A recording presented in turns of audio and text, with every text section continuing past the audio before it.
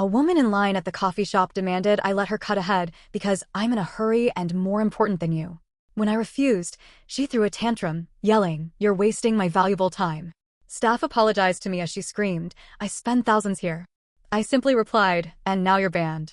Enjoy making coffee at home."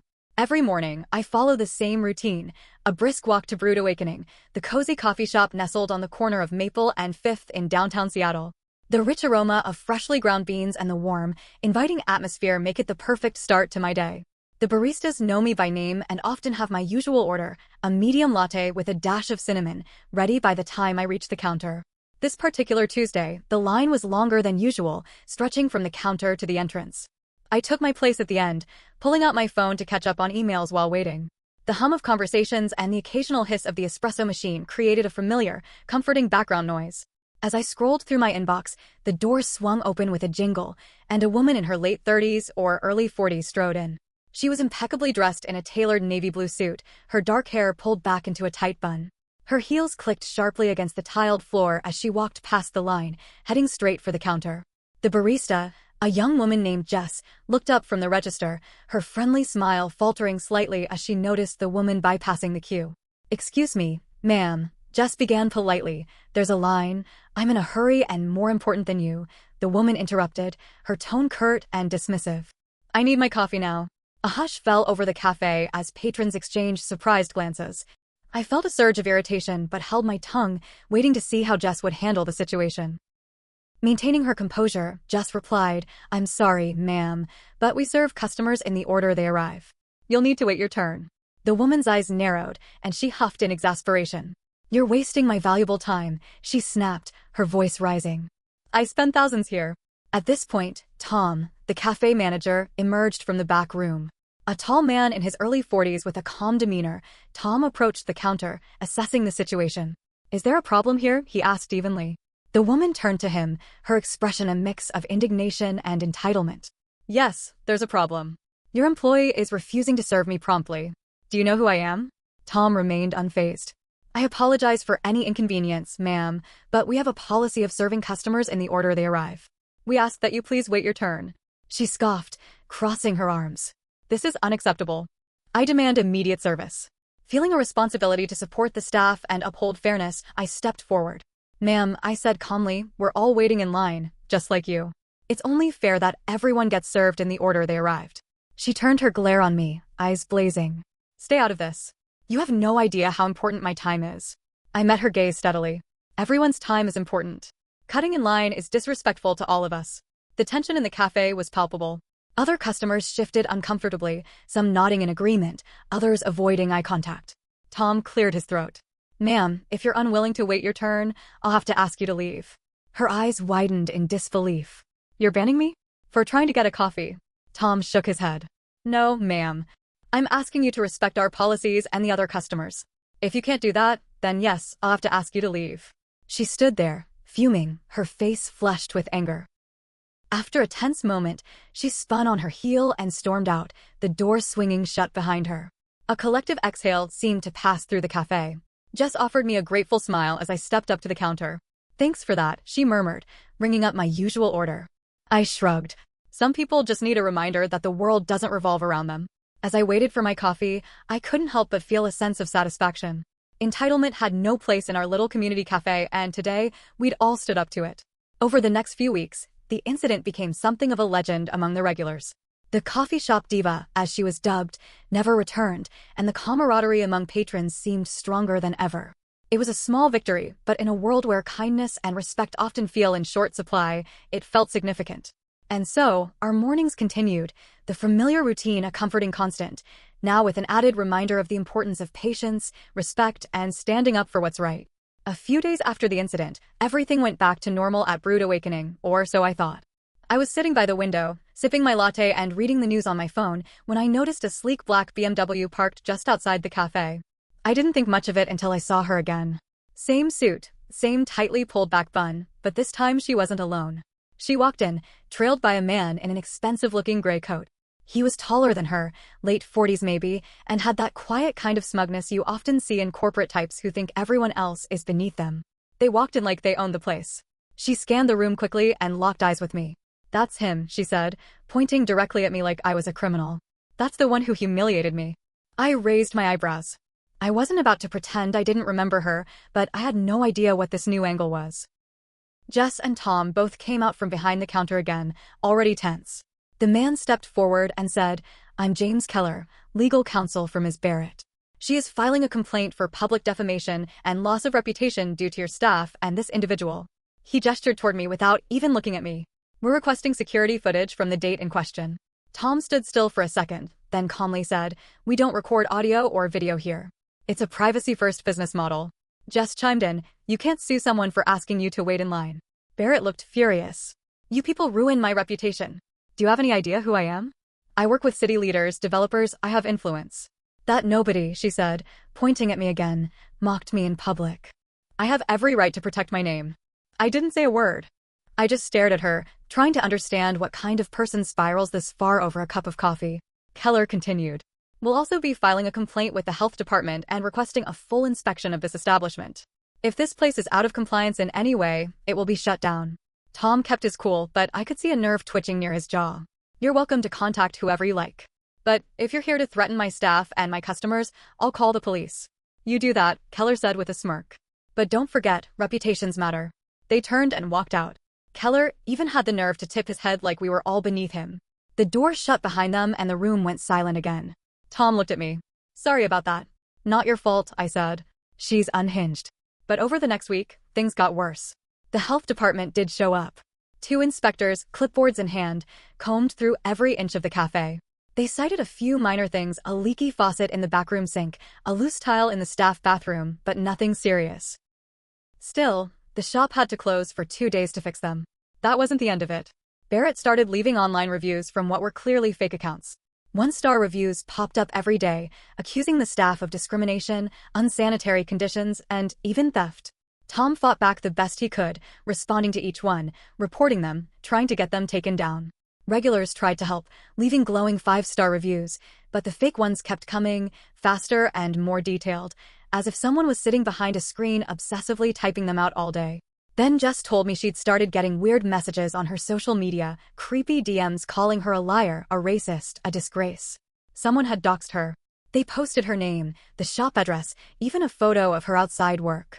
That's when I realized Barrett wasn't just throwing a tantrum anymore. She was trying to destroy the place. Out of pure spite. I didn't know exactly how far she was willing to go, but I decided to find out. The next morning, I made some calls. I used to do freelance IT consulting before I settled into my current job, and I still had some contacts, people who could dig a little without leaving a trail. I gave them the name Barrett and what little I knew about her. A few hours later, my phone buzzed. The message was short. "Real name is Sandra Barrett. Multiple complaints filed against her in public forums. 2 lawsuits in the last 5 years, both against small businesses. Same pattern. Harassment, fake legal threats, fake reviews. 1 bakery in Tacoma had to shut down." I felt my stomach drop. This wasn't some random bad day. This was her thing. I stared at the message, heart pounding. She'd done this before. She'd ruined people. I knew then. This wasn't just about me stepping in at a coffee shop. This woman was a predator. And I wasn't about to let her get away with it again. I didn't tell Tom or Jess right away what I'd found out. I needed more. Something solid. Over the next few days, I watched Barrett's online behavior. Or rather, her fans. The reviews kept coming different names, but the tone was always the same. Oddly formal, dramatic, too polished. Some mentioned incidents that clearly never happened. One claimed to have seen a barista spit in a cup. Another accused Tom of threatening customers with violence. It was insane. But the craziest part? A few of these accounts had posted similar reviews for other businesses across Washington. Different cities. Different places. All with the same language. I copied the reviews and ran them through a text analysis tool I knew from my consulting days. The results weren't surprising. A very high match rate. These weren't random angry people. They were coming from one person or one small group at most. I dug deeper. I created a burner Reddit account and posted a thread in r/small business about a possible coordinated attack from a customer who might be targeting local shops with bad reviews and fake complaints. I kept it vague. I didn't mention names or places. Within hours, the replies started pouring in. A bookstore owner in Spokane, a florist in Olympia, a juice bar in Bellingham. All different industries, but the same story. A well-dressed woman had come in, acted entitled, threatened lawsuits or reviews, then disappeared, only for their Google and Yelp scores to get flooded days later with fake complaints. One guy even said she claimed to be dating a lawyer who would shut us down. Total psycho energy. That got my attention. I went back to the photo of Keller in my mind, the gray coat, the smirk. Could he be in on it? Could he even be real? I called one of my buddies in public records, gave him Keller's name and a rough description. An hour later, he called back. There's no James Keller licensed as an attorney in Washington state. No bar record. Nothing. He had business cards, I said. Anyone can print those. But he's not a lawyer. At least not here. My blood boiled. So not only was Barrett lying about being a victim, she was also using a fake lawyer to scare small businesses into submission. That's probably why the bakery in Tacoma caved. They couldn't afford to fight a legal case, even a fake one. I knew I couldn't let this slide. I scheduled a quiet meeting with Tom after hours. Jess joined us. I laid it all out, the fake reviews, the Reddit responses, the lack of a bar license for Keller, the pattern of behavior. Tom leaned back in his chair, arms crossed. You're telling me she's done this multiple times before? Jess looked pale. So she just ruins places for fun? Not for fun, I said. For control. It's a power thing. She likes seeing people panic. Tom stayed quiet for a while, then stood up. We need to go on offense. He called up a friend of his who worked in local news. Not a big outlet, just one of those online-only blogs that focus on community stories. But they had a decent following. A week later, the blog ran a feature titled, "The Woman Behind the Fake Reviews, Small Businesses Speak Out." They didn't name her too risky legally, but they included quotes from different business owners across the state. They described the pattern in detail. One even shared an audio clip of a confrontation with her. I recognized the voice. It was her. The post exploded on social media. Other small business groups started picking it up. Commenters began sharing their own stories.